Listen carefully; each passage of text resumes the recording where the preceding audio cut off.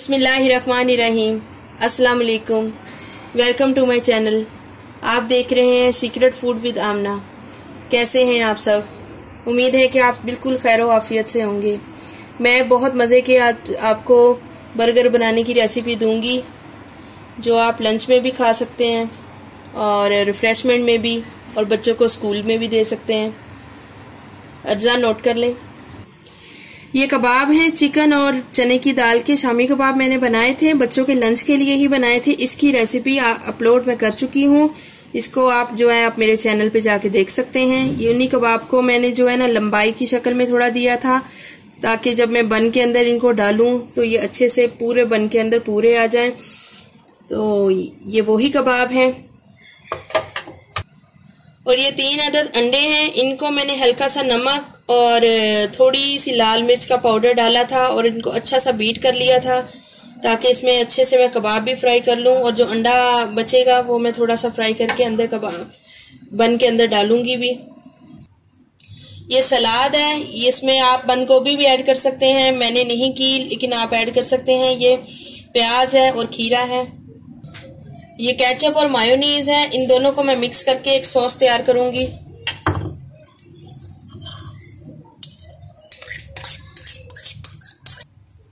आप इसमें चाहे तो चिली सॉस भी ऐड कर सकते हैं, मैंने नहीं की क्योंकि मेरे बच्चे थोड़े छोटे हैं, उनको मिर्ची का मसला हो जाएगा, वो खा नहीं पाएंगे। थोड़ा गले का भी इशू है, इस वजह से मैंने नहीं डाला। ये बन मैंने गोल वाले लिए हैं, आप चाहे तो लंबाई में भी ले सकते हैं। इनको मैं सबसे पहले जो है सेक लूंगी। मैंने हल्का सा ऑयलिंग कर लिया है इस पैन को। अब मैं हल्का हल्का इसको गरम कर लूंगी।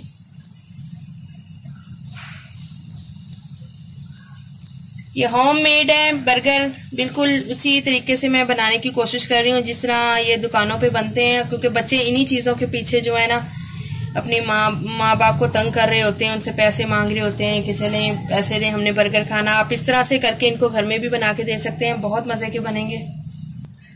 ये देखिए, मैंने आपको बताया था कि मैं हल्का सा ऑयल से ग्रीस किया था पहले पैन को। अब मैंने ये बन पूरे सेक लिए हैं इस तरह से। ये पूरे बन देखे सीख चुके हैं।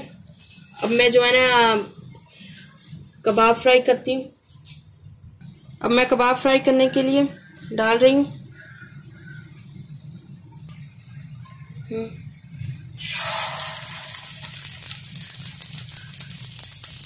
ये 3 कबाब मैं डाल चुकी हूँ। मैंने इसीलिए लंबी शेप दी थी इनको, और बिल्कुल पतले पतले बनाए थे, क्योंकि आपको पता है जो कमर्शियल होते हैं वो भी ज़्यादा मोटे कबाब नहीं रखते, बिल्कुल पतली पतली उनकी टिक्कियाँ होती हैं।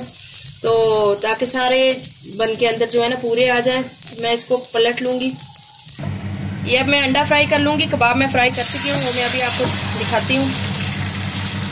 आप जितना ज़्यादा अच्छा अंडे को बीट करेंगे उतना ही अच्छा अंडा फ्राई होगा हमारा। देखिए मैंने कितना अच्छा बीट किया और कितना अच्छा फ्राई हो रहा है।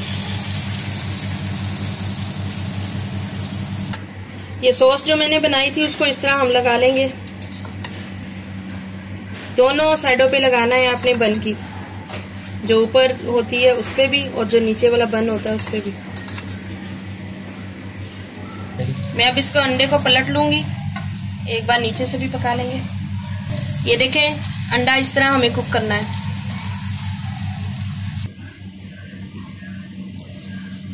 ये मैंने सॉस वाला बताया था आपको कैसे लगा लेना है। अब मैं इसके ऊपर अंडा रख लूँगी। मैंने पहले भी 2-3 बना के रख चुकी हूँ। ये देखें, मैंने सैलेड रखा था और ये इसके अंदर कबाब जाएगा ऐसे।